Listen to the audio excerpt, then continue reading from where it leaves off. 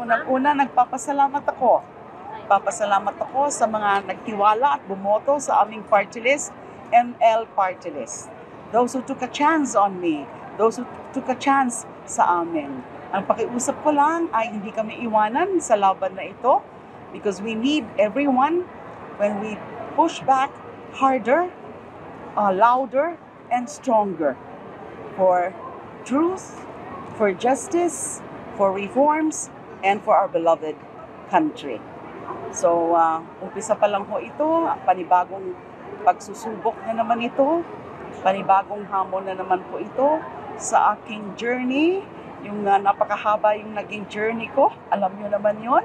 And here I am, back in Congress, this time as party list representative, and I'm more excited than ever. Thank you. Senator, sabi po ni VP Sara, gusto niya ng blood bath sa impeachment trial. Ibibigay niyo po ba yan sa kanya? Naku, hindi dapat to ganun ang iniisip, ano? But siguro, ganun ang ginagawa ni VP Sara para lalo siyang, alam ko na, she's trying to court sympathy. Dahil mapalapit na nga yung impeachment trial. Hindi po ganun ang impeachment proceedings. Sagrado po ang constitutional process of impeachment na dapat wala itong puwang para sa kaguluhan, para sa chaos, para sa drama, or para sa theatrics. So ito ay seryosong usapin na susundin ang due process, susundin ang rule of law, at susundin ang mga prinsipyo na napakahalaga na nandyan sa ating saligang batas. Ano po yan?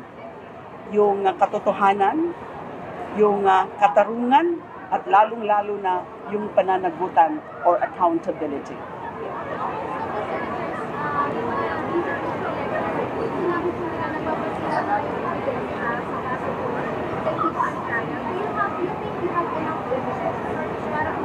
We are confident. We are confident. Hindi sana ako umuo, hindi sana ako pumayag na maging part of the prosecution panel kung ang sa tingin ko ay hindi malakas ang kaso. Noon pa man, sa mga hearings sa House of Representatives, sa mga iba't ibang committee like the Quad Committee, the Committee on Good Government and Public Accountability. Just like you, I've been monitoring also those hearings at nakita ko na malakas at may basehan yung impeachment, yung mga articles of impeachment as forwarded or transmitted to the Senate.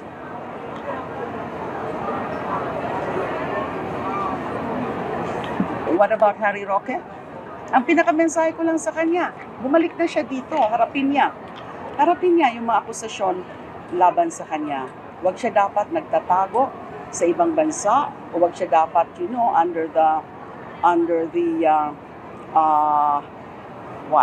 yung kanyang application for asylum ay ganun na lang, hindi siya babalik dito para harapin. May warrant of arrest na. At alam naman niya yan bilang isang abogado na there is such a principle or a dictum in law that flight is indicative of guilt. So dapat harapin niya. Ano yung reaction po sinabi ni VP Sara na since birth daw po ay anti-Duterte na daw po? I think that is just an exaggeration. Diba, mahilig naman siya sa ganon, mga exaggerated rhetoric. Paano masasabi since birth? I don't think it's literal. It's rhetoric. Ang ano naman, yung kung ang pagkaka-perceive sa akin ng mga tao ay anti-Duterte ako, ay may basehan.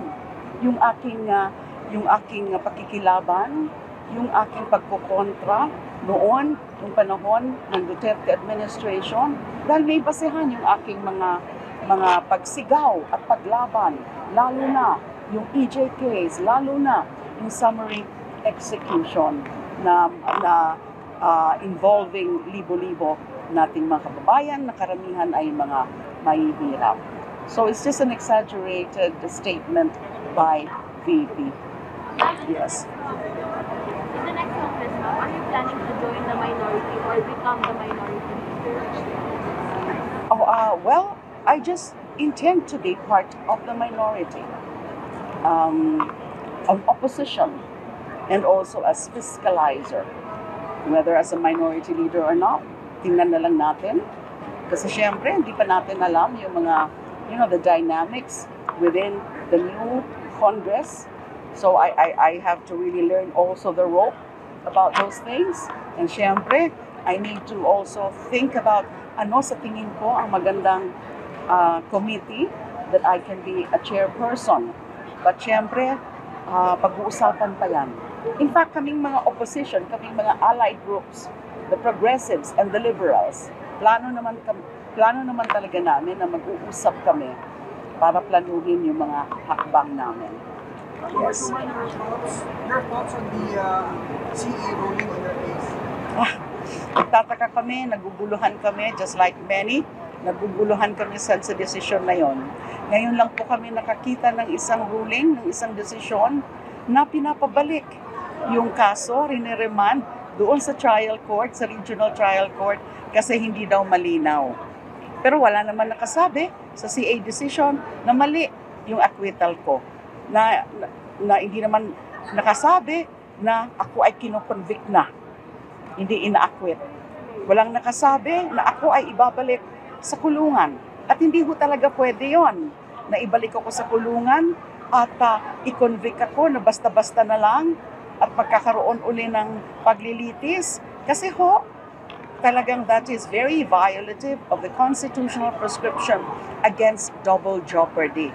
Napawalang sala na po ako, na-acquit na po ako after due proceedings, after due process. At hindi na ho pwedeng baliktarin yon. So nagtataka po kami dyan sa decision na yan ng Court of Appeals. Any comment na this early, merong incoming senators like Marcoleta and Marcos na nagpapayag ng position nila on the impeachment? Okay, ayaw pa po namin tingnan yan, ano?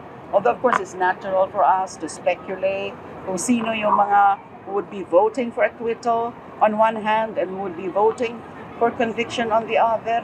Ang pinaka-importante para sa amin sa prosecution ay yung magpresenta ng malinaw, ng malakas na ebidensya. Kasi at the end of the day, yun naman talaga ang dapat tingnan. Kasi hindi lang yung mga senators, judges ang nandyan, hindi lang yung mga prosecutors ang nandyan, hindi lang yung official impeach or the respondent ang nandyan, kundi yung taong bayan ay manonood because it's going to be an open and public proceedings. So makikita ng taong bayan kung gaano kalakas ay yung ebidensya. So hindi pwedeng, in other words, hindi lang yung senators, judges ang mag-uusga, kundi yung taong bayan din. So I'd like to believe that the senators, judges would have to listen to the public pulse, to the public opinion bago sila magdesisyon. Thank you so much.